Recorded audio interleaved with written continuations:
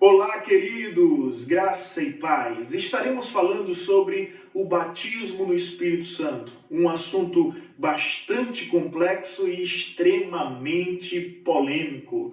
No entanto, estaremos tentando apresentar por meio dessa ilustração uma elucidação para facilitar a nossa compreensão, levando em consideração a importância desse assunto para todo cristão.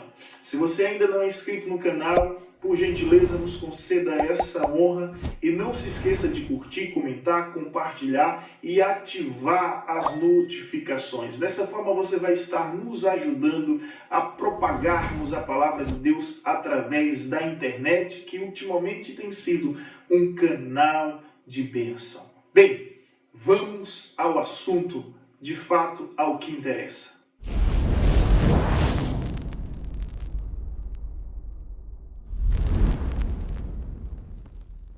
O batismo no Espírito Santo é o revestimento que vem do alto, ou seja, a graça, a unção, a autoridade, o poder e a virtude que vem dos céus, transformando cristãos comuns em cristãos extraordinários. É importante ressaltar que o batismo no Espírito Santo não é a conversão e também não pode ser evidenciado por um dom específico, como alguns especulam. Na verdade, trata-se exatamente da autoridade que impulsiona o cristão a propagar a palavra sem timidez, sem insegurança, mas revestido de toda coragem, de toda ousadia, conforme está escrito em Atos capítulo 1, versículo 8. Mas recebereis poder ao descer sobre vós o Espírito Santo, e sereis minhas testemunhas, tanto em Jerusalém como em toda a Judeia e Samaria, e até os confins da terra.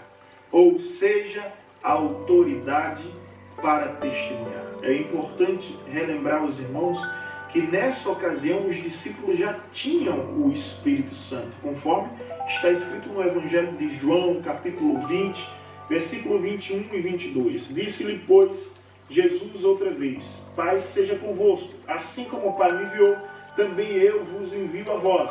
E havendo dito isto, assoprou sobre eles e disse-lhe: recebei o Espírito Santo. Bem, percebemos por meio da revelação das Escrituras Sagradas que os discípulos já tinham o Espírito Santo. O próprio Jesus disse: recebeis o Espírito Santo, e soprou sobre eles, fazendo justamente a alusão do princípio no Jardim do Éden. Você lembra? Onde Deus formou o homem e logo em seguida soprou sobre suas narinas o fôlego de vida e ele tornou-se alma vivente. Portanto, Jesus faz alusão a essa mesma situação, soprando sobre os discípulos e trazendo, sim, a regeneração, a verdadeira conversão. E a partir dali, os discípulos já tinham o Espírito Santo. O que eles estão aguardando agora é o revestimento. Revestimento esse que o próprio evangelista Lucas chegou a dizer o seguinte, em Lucas capítulo 24, versículo 49. Eis que sobre vós envio a promessa do meu Pai.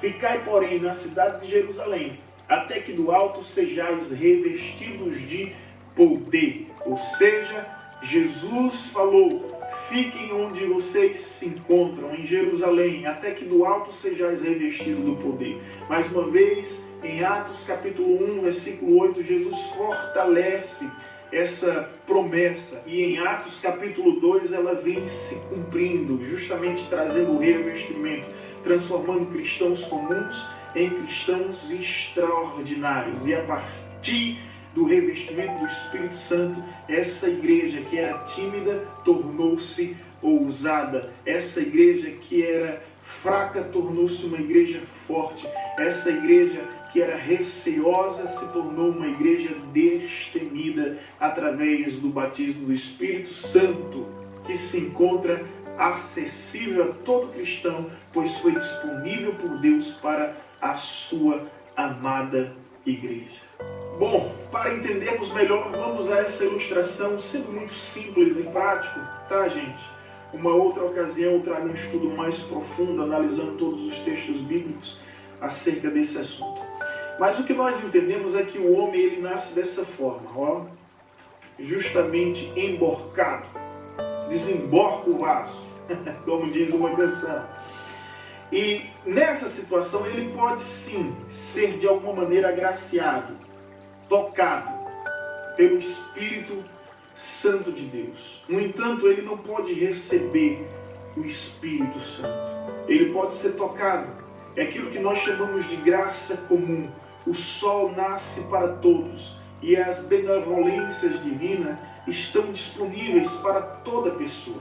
É o que Tiago nos diz no capítulo 1, versículo 17 da sua epístola. Toda boa dádiva e todo dom perfeito são lá do alto, descendo do Pai das luzes, em quem não pode existir variação ou sombra de mudança. Então, o ser humano, ele pode ser tocado, ele pode ser visitado, mas ele não tem ainda a habitação do Espírito sobre a sua vida. Por quê? Porque é necessário a conversão.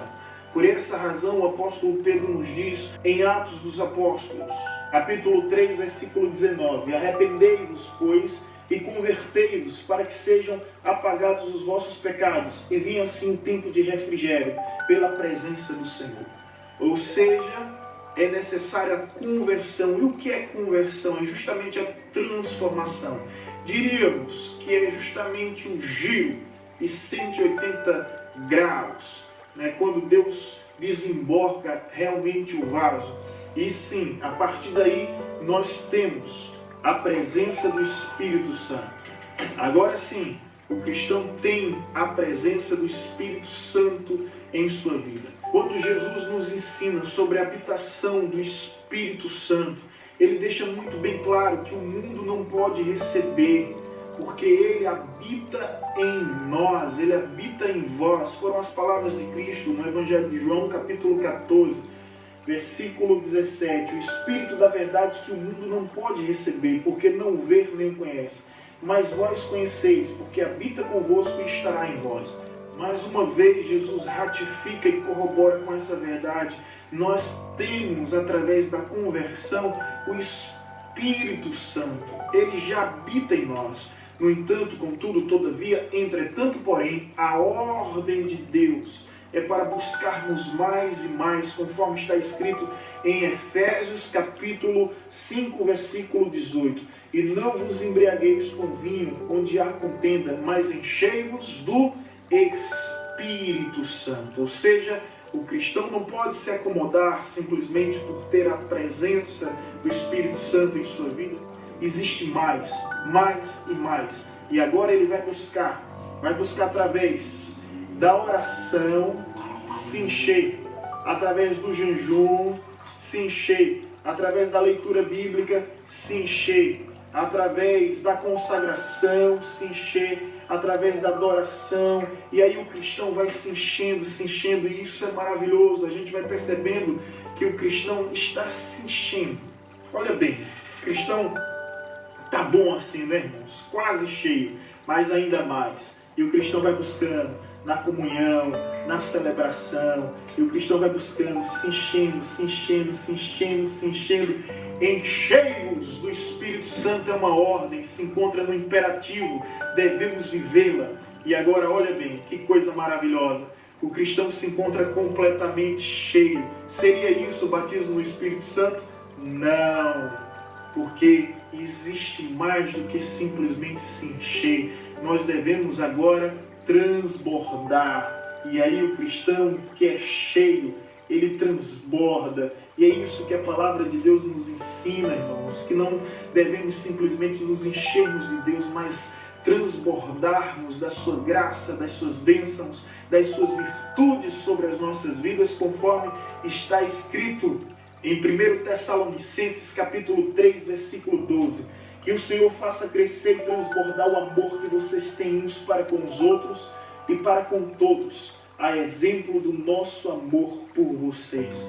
Ou seja, o cristão deve transbordar. E o cristão que está transbordando, ele está numa posição maravilhosa. Porém, isso ainda não é o batismo do Espírito Santo.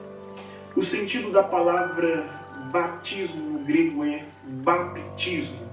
que significa exatamente imergir, submergir completamente, ou seja, mergulhar. Dessa forma, entendemos que o cristão batizado por Espírito Santo não é simplesmente aquele que contém o Espírito Santo, não é simplesmente aquele que se enche no Espírito Santo, não é somente aquele que se transborda no Espírito Santo, mas, sobretudo, é aquele que mergulha no Espírito Santo. Olha que coisa extraordinária, irmãos. A partir do batismo no Espírito Santo, que é o mergulho, sua vida se identifica com a vida de Deus. Tornamos um só no Senhor para se cumprir o propósito da nossa existência como cristãos, conforme está escrito Romanos capítulo 8, versículo 29.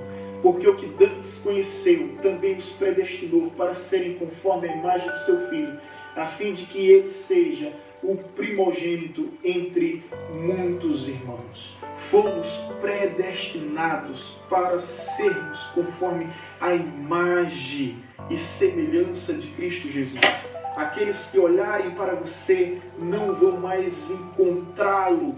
Ao contrário, vão encontrar justamente um Deus vivo em sua vida, porque agora você está completamente submerso, imergido, mergulhando em águas mais profundas, conforme está escrito em Ezequiel capítulo 47. Existem águas que dão nos tornozelos, existem águas que dão nos joelhos, existem águas que dão nos lombos, mas existem águas mais profundas, e através dessas águas profundas, irmãos, você não está mais no domínio, você não está mais no controle.